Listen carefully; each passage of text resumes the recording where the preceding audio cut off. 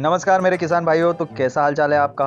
आपका हाल चाल तो अभी काफ़ी अच्छा ही होगा, क्योंकि ये मार्च का महीना जो ठहरा, मार्च का महीने में हमारे इलाके में तो रबी की जितनी भी फसलें होती है लगभग सारी कट जाती है और साथ ही किसानों की आमदनी और आवक का जरिया शुरू हो जाता है। 4 महीने जो किसान भाई मेहनत करते हैं रबी की फसल को बोने से लगाकर हार्वेस्टिंग तक, उन सब भाइयों को उनकी मेहनत का फल इस महीने में मिलता हुआ नजर आता है।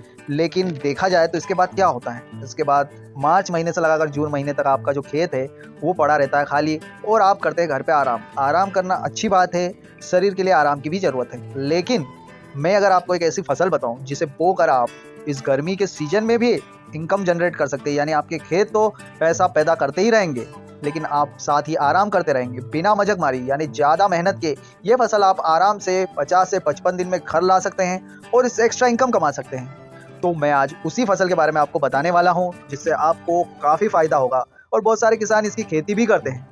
लेकिन ये फसल कैसे बोनी है, किस विधि से बोनी है, कौन से बीज आपको इस्तेमाल करने हैं, कब बोनी चाहिए, और अगर मान लो उसका समय चूक जाए यानी समय निकल जाए तो उसके बाद बोना फायदेमंद होगा या फिर आपके लिए नुकसान का सौदा हो सकता है। क्योंकि बारिश और गर्मी के सीजन में काफ़ी ज़्यादा अंतर नहीं होता है।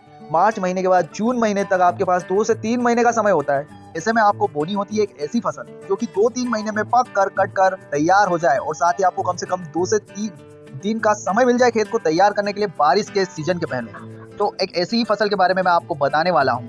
तो इस वीडियो को आपको अंत तक देखना है, क्योंकि पूरी जानकारी लिए बिना अगर आपने इस फसल को बो दिया तो ये फायदे से ज़्यादा आपके लिए नुकसानमंद साबित हो सकती है और आपको पहुंचा सकती है नुकसान, और आपका इनकम का जो सोर्स है यानी बारिश की फसल उस पर भी कर सकती है इफेक्ट।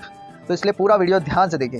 जी हाँ दोस्तों, मैं आज बात करने वाला हूँ गर्मी में बोई जाने वाले मूंग की फसल के बारे में। मूंग की फसल का कौन सा बीज आपके लिए सबसे उपयुक्त होगा आपके इलाके के अनुसार, कितनी सिंचाई करनी पड़ेगी मूंग की फसल की, क्या क्या रखनी पड़ेगी सावधानी, कितनी दूरी पर बोना है, कितना बीज आपको 1 एकड़ में लग जाएगा, इस सारी बातों के बारे में हम चर्चा करने वाले हैं।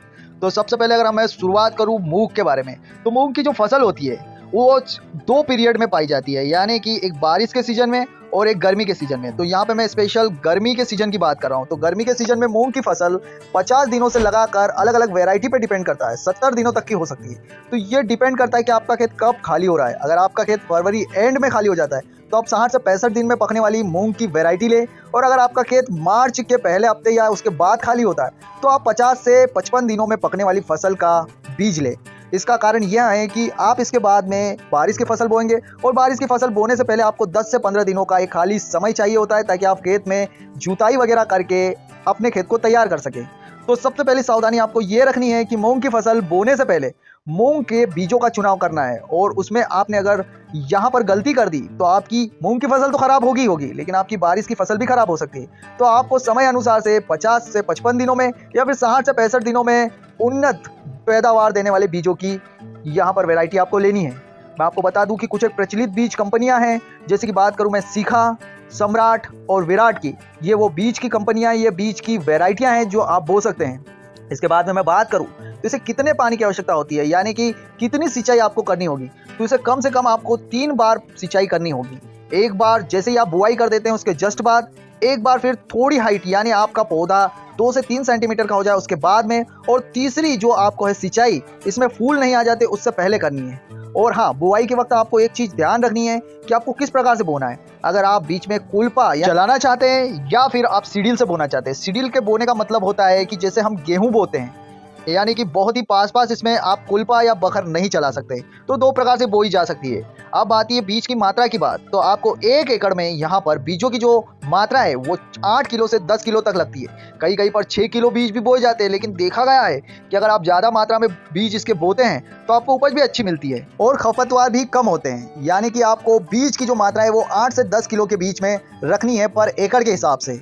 इसके बाद में अगर हम देखें तो इनके बीजों के साथ में आप सुपर या डीएपी का खाद मिलाकर बो सकते हैं, जिससे आपको यह फायदा होगा कि जैसे डीएपी है उसको 20 दिन से ज़्यादा का समय लगता है जमीन में अपना असर दिखाने के लिए, इसलिए उसे भी समय मिल जाएगा। और एक एग्जैक्ट टाइम पर जब आपका पौधा 5 से 7 सेंटीमीटर का हो जाएगा तब तक आपको ये खाद का जो फायदा है वो भी मिलने लगे। बुआई के वक्त आपको एक चीज़ जरूर से ध्यान रखनी है कि अगर आप लोकल मार्केट में से बीज खरीद रहे हैं, यानी कि आप प्रमाणित बीज नहीं ले रहे हैं, तो बीजों का उपचार जरूर कर लें। क्योंकि इसमें क्या होता है कि अधिकतर गर्मी के टाइम में जो अंदर जो छुपे हुए कीड़े मकोड़े होते हैं, चूहे होते हैं, वो बाहर आ जाते हैं और बाहर आके फिर बीजों को खा जाते हैं, जिससे कि आपके जो बीज है उनकी मात्रा आपके खेतों में कम रह जाती है, तो इससे आपको बचाना होगा। अब इसके बाद बात करते हैं हम कि मूंग जो है वो जब उनको खाद कब देना चाहिए। अगर आप ऊपर से खाद देना चाहते हैं तो ये काम आपको उन पे जब तक फूल नहीं आते उससे पहले पहले करना होगा। और सारी सिंचाई के जो काम है वो भी आपको फूल आने से पहले यानी फ्लावरिंग आने से पहले निपटा लेनी होगी। इससे क्या होगा कि आपके जो फूल खिलने का जो कारण है, सबसे बड़ा कारण होता है यहाँ पर पानी से। पानी अगर आप ज़्यादा देते हैं और जब फ्लावरिंग का समय होता है उस वक्त अगर आप पानी देते हैं तो इससे आपके फूल खिलने की समस्या दिख सकती है, जिससे आपको जो उपज है उसमें काफ़ी गिरावट आ सकती है। वैसे तो जो मूंग की प्रमाणित किस्में होती है उनका एवरेज 7 से 8 क्विंटल पर एकड़ का होता है, लेकिन देखा गया है कि अमूमन एवरेज जो है वो आपको 5 से 6 क्विंटल पर एकड़ के हिसाब से मिल जाता है। अगर हम देखें तो उस समय में जो बाहर का भाव रहता है, यानी 2 प्रकार के भाव आपको मूँग के मिलते हैं। एक तो आपको मार्केट में जो भाव मिलेगा या फिर एक आप जो समर्थन मूल्य, तो समर्थन मूल्य अधिकतर जगह पे 7250 यानी 7250 रुपए का है। लेकिन बाहर उस समय 6000 से 6500 का भाव आपको आराम से मिल जाएगा। डिपेंड करेगा कि आपका मूँग किस किस्म का है, यानी किस किस्म का है और उसकी क्वालिटी क्या है, इस पे काफ़ी कुछ डिपेंड करता है। तो मूँग की खेती से आपको क्या फ़ायदा हो सकता है? क्या मूँग की खेती गर्मी में लगाने से बारिश में आपको कुछ एक नुकसान होगा? जो गर्मी आपके खेत खाते हैं, यानी उनको गर्मी में खाली छोड़ा जाता है ताकि उनके अंदर जो भी बीमारियों वाले कीटाणु हो वो मर जाए। तो क्या उस प्रक्रिया में कोई बाधा पड़ेगी मूँग की फसल से? ये भी एक बहुत बड़ा क्वेश्चन होता है किसानों के मन में। तो इससे कुछ मात्रा में देखा गया है, कहीं-कहीं तो कुछ एक इफ़ेक्ट पड़ता है, लेकिन आपकी ज़मीन में गोबर की खाद अच्छी से डली हुई है।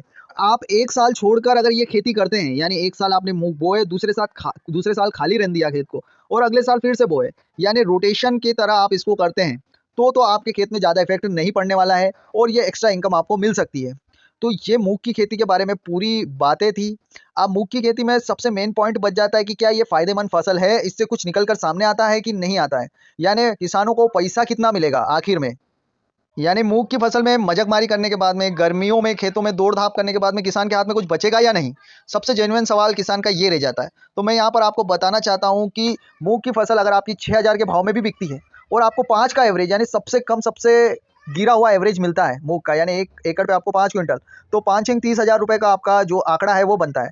और 1 एकड़ में अगर आप मूंग बोने से लगाकर कटने तक की बात करूँ तो 10,000 रुपए के आसपास खर्चा आ जाता है, यानी आपको 20,000 रुपए सूखे बच सकते हैं।